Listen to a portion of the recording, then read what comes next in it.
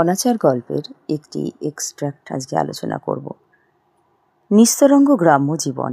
সামান্য একটু আলোচনার বস্তু পেলে এরা আষ্টে পৃষ্ঠে তার সদ্ব্যবহার না করে ছাড়ে না। কার লেখা কোন রচনার অংশ, এখানে বক্তাকে কোন প্রসঙ্গে এমন কথা বলা হয়েছে, এর মধ্যে সমাজের কোন দিকটি ফুটে উঠেছে বলে তুমি মনে করো। আলোচ্য অংশটি বাংলা সাহিত্যের বিশিষ্ট লেখিকা আশাপূর্ণা দেবীর লেখা অনাচার গল্প থেকে নেওয়া। বক্তা হল গল্পকথক মনতোষ। সুভাষ কাকিমা তার স্বামীর মৃত্যু সংবাদ 7 মাস গোপন রেখেছিল। তার স্বামী সিনেমা করে বাড়ি থেকে পালিয়ে বম্বে চলে গিয়েছিল। প্রথম দিকে সে চিঠি টাকা পয়সা পাঠাতো, কিন্তু কয়েক মাস পরে সেটা বন্ধ হয়ে যায়। পরে একদিন তার মৃত্যু সংবাদের একটা চিঠি আসে।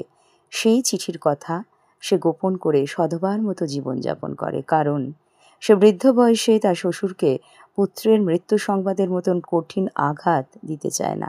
6-7 মাস পরে তার শ্বশুরের মৃত্যু হলে সে অনেকের সামনে চিঠির কথা বলে ফেলে। অনেকে সে চিঠির বক্তব্য পড়েও দেখে। তারপর থেকে গ্রামের অশিক্ষিত অর্ধশিক্ষিত মানুষ এ কথা নিয়ে আনাচে কানাচে একটা ধিক্কার ছড়াতে থাকে। এই প্রসঙ্গে গল্পকথক মনতোষ সেই কথাগুলো বলেছে। সাহিত্যের মধ্যে সমাজের একটা ছবি ফুটে ওঠে বারবার, কারণ সাহিত্য হচ্ছে সমাজের দর্পণ, আয়না, সমাজ সত্তার প্রতিনিধি। তার লেখার মধ্যে দিয়ে সমাজের একটি ছবি ফুটে ওঠে, কোনো এ বিষয়ে সন্দেহ নেই। গ্রাম্য জীবন খুবই নিস্তরঙ্গ, চুপচাপ, কিন্তু সেখানে একটা আলোচনার যদি বস্তু পাওয়া যায় তাহলে তার সদ্ব্যবহার হবেই হবে, কেউ সেটা ছেড়ে দেবে না। সুভাষ কাকিমার এই ঘটনাটা নিয়ে গ্রামের মানুষ দীর্ঘদিন আলোচনা করে, যতদিন না নতুন কোনো আলোচনার বস্তু তারা পায়।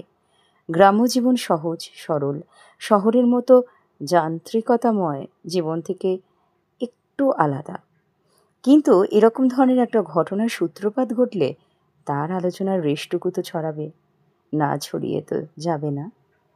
তোমরা অবশ্যই এটা লিখে লিখে অনুশীলন করো এবং গল্পটা বারবার করে পড়ো। তাহলে আজকের আলোচনা এই পর্যন্তই। ধন্যবাদ।